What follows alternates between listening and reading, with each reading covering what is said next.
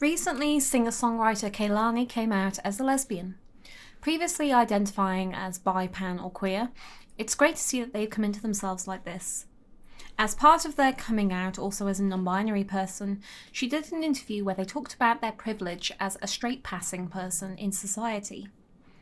This has caused a number of people who have never critically analysed the actual meaning of such a term to lose their damn minds. The interview is actually pretty good, and it talks about a lot of things in her life and society as a whole. Straight-passing privilege is a phenomenon that applies to a number of LGBT people in a number of ways, and in regards to most ways that it applies to people, it is in regards to their gender presentation. When Kehlani talks about this herself, they are referring to the privilege that they hold as a feminine non-binary lesbian to not be seen as such by others, and the level of comfort this affords them in their life, especially as a public figure who, by not presenting in a queer or gender non-conforming way, has not been pressured by audiences to come out. The word privileged here is very loaded for a lot of people, but it is relevant. When you are walking down the street and you aren't seen as a visibly queer person, you have a degree of privilege for that. You are less likely to be attacked in a homophobic manner. Gay men tend to be the least talked about in this regards, but it does apply to them too. Most of this is probably due to the fact that people love to address the privilege that women and feminine people hold more than men because it requires a level of decentering that I'm not going to get into right now. But a big burly masculine gay man who likes to wear masculine clothes is less likely to be on the end of homophobic street harassment more than a feminine gay man who is outwardly not obeying gender norms. Femme lesbians obviously carry a large degree of this too. Myself, working in a pub that was known for being dangerous, I had to use my passing privilege to my advantage.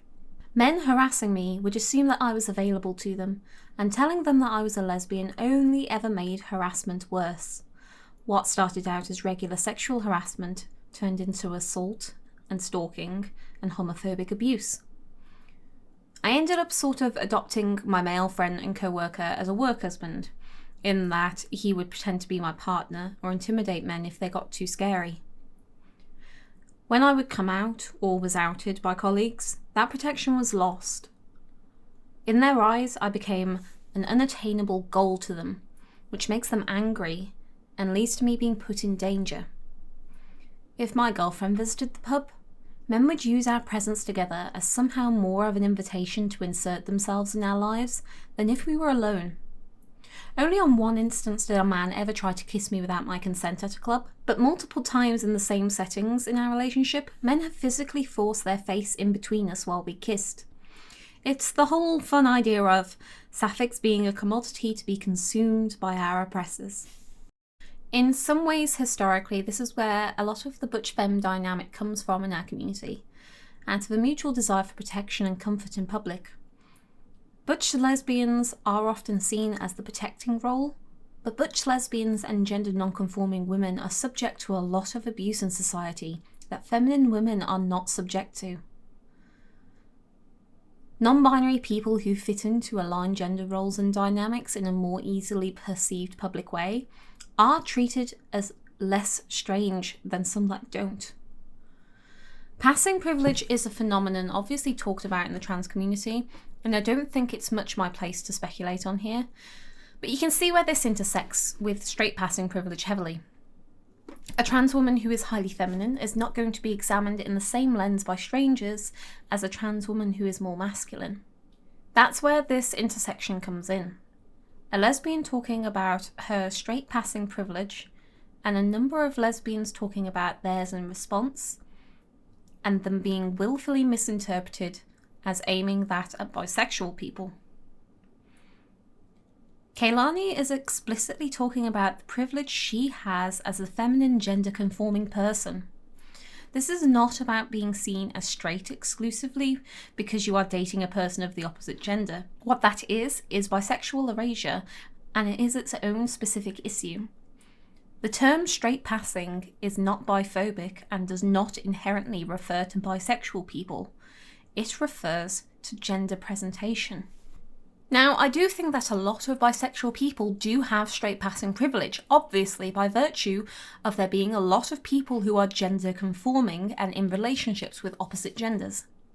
Bisexual people in opposite gender relationships obviously suffer from a large degree of cultural erasure in our community.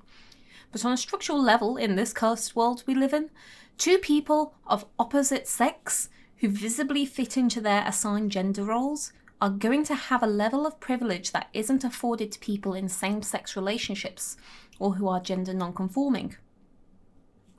That's where, in the majority of cases, this should be reduced to a case of gender privilege.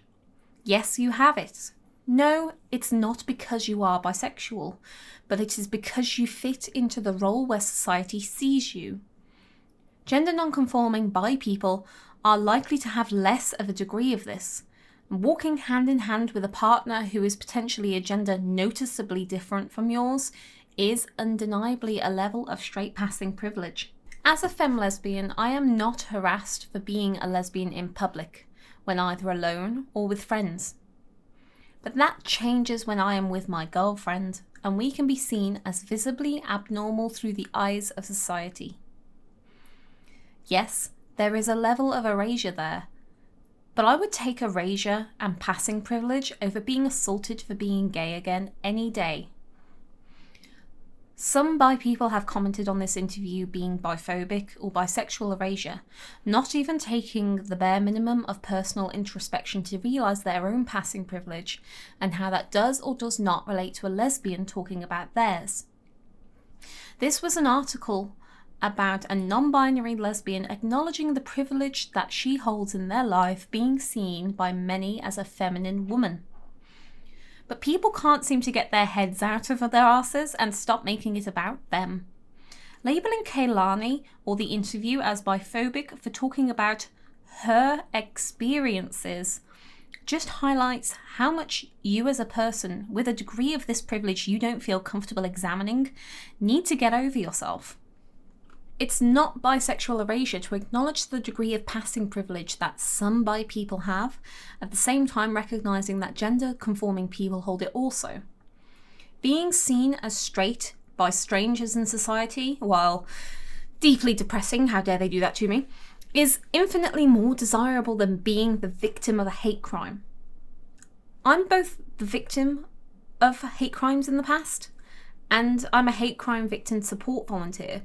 And I've seen the impact that this has on people in our community and others.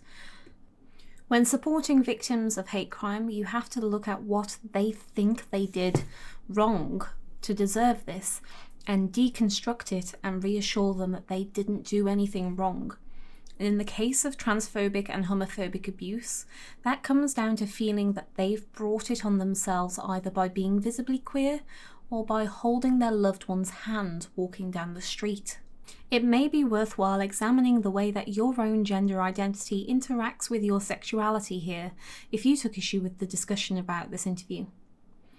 Bi people who conform to gender roles, maybe consider how your straight-passing privilege actually benefits your life, and consider a level of empathy for bisexual people who don't.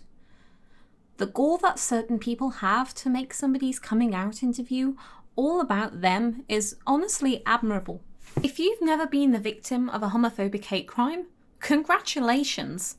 That's something to be happy about.